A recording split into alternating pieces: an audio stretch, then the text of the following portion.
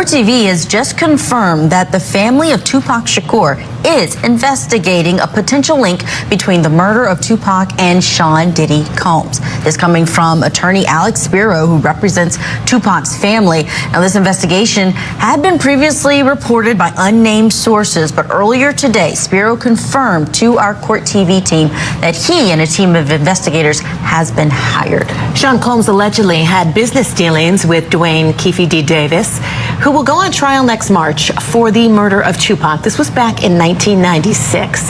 Some have speculated that Diddy ordered Tupac's death. That, of course, is just a theory at this point, and we are monitoring the developments in both the Tupac murder trial and the federal indictment of Sean Diddy Combs. So a lot of information to come on that one. And the case that continues to roll on. Well. Look at here.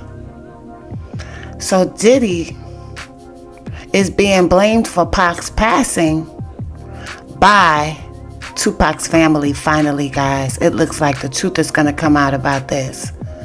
The only gripe that I have is that the other people responsible looks like they're going to be getting a pass, like the rest of these people in the industry that's doing these terrible things, because he's not the only one. They're being protected, it seems like. Now, People.com did an article that was stating that Sean Diddy Combs was jealous of the notorious B.I.G.'s friendship with Tupac Shakur, who had no respect for the Malcolm. So I know I heard in whispers here and there that Biggie and Tupac used to laugh at him. They thought he was like a nerd, like they thought he was weird. So they used to make fun of him. But this is what People said, y'all. People magazine. Sean Diddy Combs was reportedly fond of Tupac Shakur and wanted to befriend him. A former colleague says Combs was jealous of Shakur's friendship with the notorious B.I.G. I could see that. Combs' allegedly abusive behavior is the subject of a new Rolling Stone report. Sean Diddy Combs was envious of the friendly relationship between Pac and Big in the years before their passing, according to a new report. A lengthy article published by Rolling Stone interviewed dozens of Combs' former friends and colleagues, shining new light on the Bad Boy Records founder allegedly abusive behavior over the years. In one anecdote, former Bad Boy partner and president Kirk Burroughs said that Combs, 54, felt slighted when Pac and Big became pals. There was someone on the sidelines, jealous, Burroughs said, referring to Combs. Wallace was signed to Bad Boy, while Shakur was signed to the rival Death Row Records. But according to the article, Combs was fond of Shakur and tried to befriend him, and the California Love rapper wanted no part. Pac didn't have any kind of respect for Puff, hip-hop photographer Monique Bunn told the outlet, explaining that he thought of Combs as a corny executive and, according to Burroughs, of Wallace as his peer.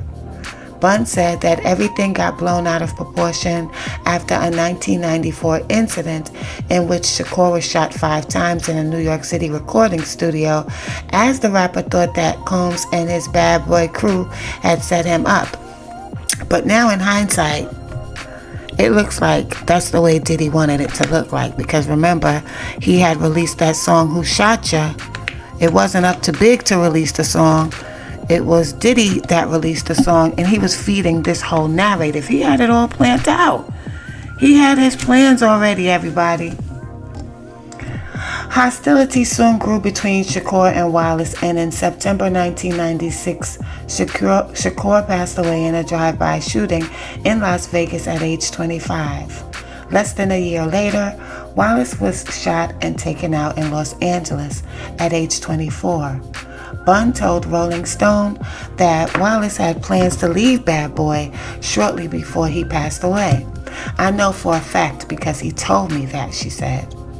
Burroughs also told the outlet that Rolling Stone approached Combs after Wallace's passing with plans to put him on the cover, but Combs insisted that he take the spot instead. I was telling Sean, let's make it Biggie. You still have a chance for a cover in the future. And he was like, no, he's DEAD. I'm putting out Combs' debut album, No Way Out, in July. I need to be on the cover of Rolling Stone, Burroughs claimed. He was disgusting, guys. Combs is currently in the midst of a number of sexual assault, and y'all already know what's going on with that. But I could see him being jealous of Big and Pac's relationship, because it is well known in Brooklyn that Pac would come when he was in New York. He would go to Brooklyn to see Big. He never went to see Diddy. And Diddy was the one that was the executive and probably had all the perks, but Pac went to the hood and went to see Biggie, and I could see him being jealous of that. And I don't think he was the only one that was jealous, but we'll cover that another day. Now, there's also this young lady that just came out. She is telling her story. Her name is Allie Carter. And she is telling her story. She participated in these freak-offs when she was young. She was an orphan. And she has a lot to say, guys. Let's listen to what Allie Carter had to say. It's pretty deep.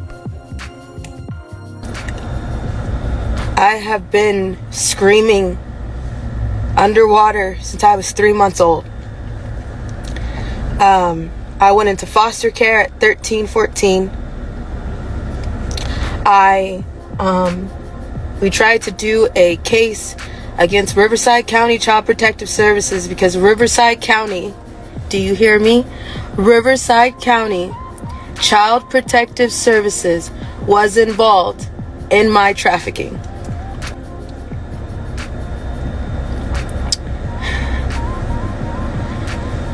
I never thought that we would see the day where Diddy would get arrested, and I told you guys in that Maria Z interview in 2021 that no one tells on Diddy. P. Diddy.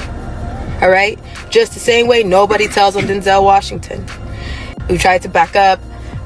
We even tried to tell you everything that we can, and now we have people messaging us, investigators, people that want to talk now, when now it's because it's trending.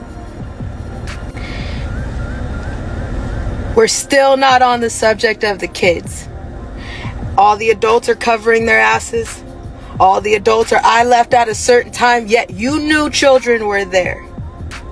You knew these parties were not okay. They weren't freak-offs. They were satanic ritual orgies. And one of those children were me. Bullshit. You see all the people running? They're ducking and hiding because everybody knows that there was children there. But we're still not talking about the kids yet. When are we going to talk about the kids? Everybody's demanding something from the victims. Why aren't you demanding it from the news?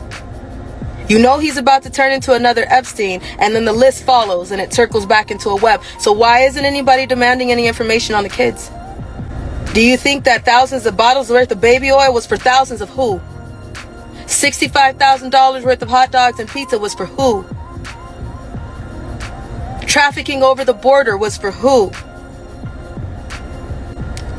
Child Protective Services is your supplier. Is anybody going to talk about that? Everybody that you love. You don't live in the world you think you do.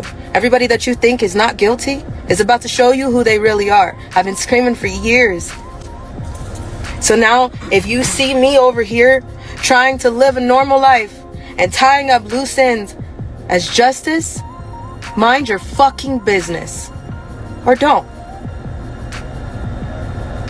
We were followed the night that Diddy was arrested. I left a place that I was in, minding my own business, finally trying to stop for a second and get my life back. And you know what? I'm not even upset about that. I'm upset about the fact that I have to walk back into this place and I have to tell you all goodbye. So if you know who I am and you know me as Justice, you know I'm about to walk into this building and tell you I gotta go. Nobody ever thinks about the victims. Nobody.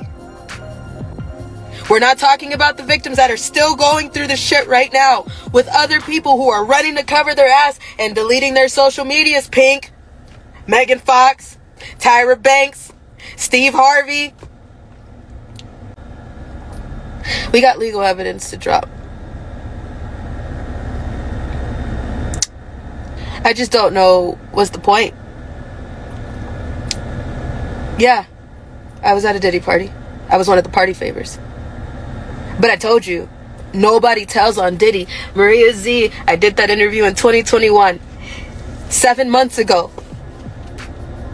We made sure, I already knew, that Diddy and Oprah is about to get arrested. I already knew that 7-8 months ago. Because everybody was so busy talking, bouncing to their music. Didn't I tell you? Music is a diary. Are you now figuring that out? They're telling you what they did. The music, it's telling you what they did. The comedy and the art is a reflection of life. I got a reflection of life for you. And if you're trying to come towards me right now thinking that, hey, maybe she'll testify against what? I don't trust none of y'all. Testify against who? Testify against the same corrupt justice system that's not doing a damn thing for anybody? Let's be clear. You federal prosecutors, you have video surveillance from Diddy's house from back from 2008. Look in that 2008-2010 span, you'll find her video there. You want to send it? Send it over? She'll say, yeah, that's me. Then you can do what you can do, but otherwise we're not messing with you. I don't trust none of y'all. My bones will never be the same. My heart will never be the same. My soul will never be the same, but I'm still sitting here. So I'll still continue to try to do what I can do. To be a voice for my friends that are no longer here and for the kids who don't have a voice right now while everybody is too busy running towards the adults. Everybody now, not that black man. No, that can't be true. No, he can't be having satanic rituals. No, there's no way. Yeah, there is. And now you see. So now what you gonna do about it? Those parties involve children. The media is making it sound like they don't just involve adults. children. They involve animals.